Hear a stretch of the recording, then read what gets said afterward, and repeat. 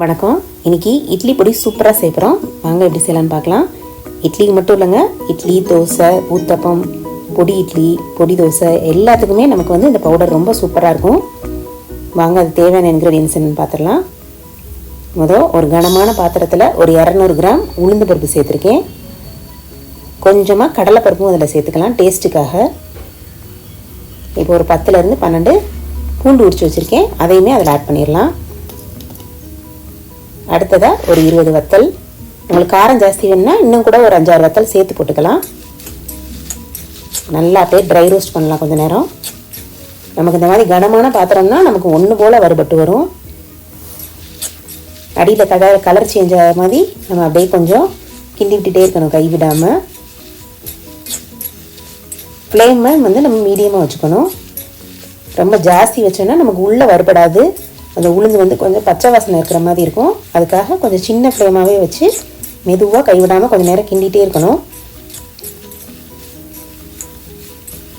இப்போ பாருங்கள், நமக்கு அந்த வத்தல் கலர் சேஞ்ச் ஆக ஆரம்பிச்சிருச்சு.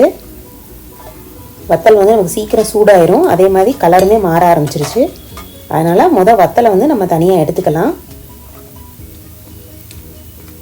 கருப்பாயிடுச்சுன்னா நமக்கு கலர் அந்த சுட்ட மாதிரி ஸ்மெல் வந்துடும். அதனால் நல்லா டார்க் ரெட் ஆனதுக்கப்புறமா அதை நம்ம தனியாக எடுத்து ஒரு பிளேட்டில் நம்ம ஆற வச்சிடலாம். பாருங்கள், இந்த மாதிரி எடுத்து வச்சுருவோம். உளுந்து இன்னும் கூட நமக்கு லைட்டாக செவக்கணும்.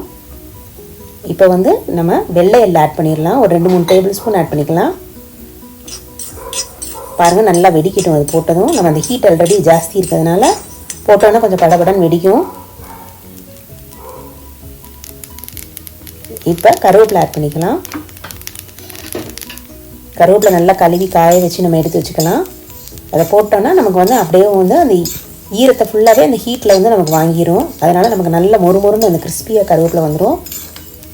அதனால் நீங்கள் பயப்பட வேணாம், நம்ம ஃப்ரெஷ்ஷாகவே கூட போட்டுக்கலாம். இல்லை நம்ம கழுவி காய வச்சு வெயில் எடுத்து கூட வச்சுக்கலாம். இப்போ அதுக்கு தேவையான அளவுக்கு உப்பும் சேர்த்துக்கலாம். அதையுமே நல்லா வறுத்துடலாம்.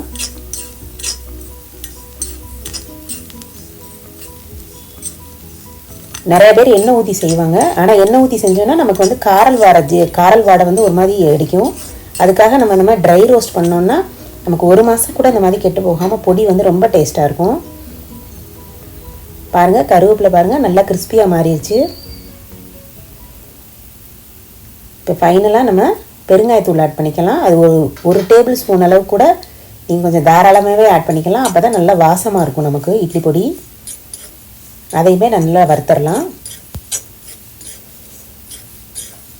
பாருங்கள், அந்த வெள்ளைப்பூடி எல்லாமே நல்லா வதங்கிடுச்சு, சுருண்டுருச்சு. அதே மாதிரி கருவேப்பிலையுமே நல்லா கிறிஸ்பியாக அப்படியே நம்ம தொட்டு பார்த்தோன்னா அப்படியே உடையும். கையில் நீங்கள் நொறுக்கி பாருங்கள், நல்லா உங்களுக்கு தெரியும். அவ்வளோதான், எல்லாமே நல்லா கோல்டன் ப்ரௌனாக மாறட்டும்.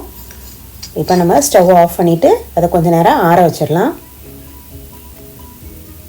நல்லா ஆறினதுக்கப்புறமா நம்ம மிக்ஸி ஜாரில் போட்டு அதை அரைச்சிட வேண்டியதுதான்.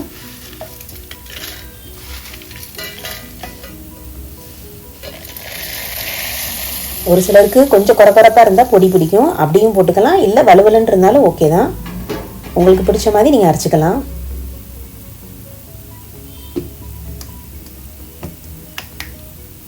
பாருங்கள், பொடி அரைச்சாச்சு. நம்ம பொடி அரைச்சோன்னா அந்த மிக்ஸி ஜார் ஹீட் ஜாஸ்தி இருக்கும். அதனால் நம்ம ஒரு பிளேட்டில் மாற்றிக்கலாம்.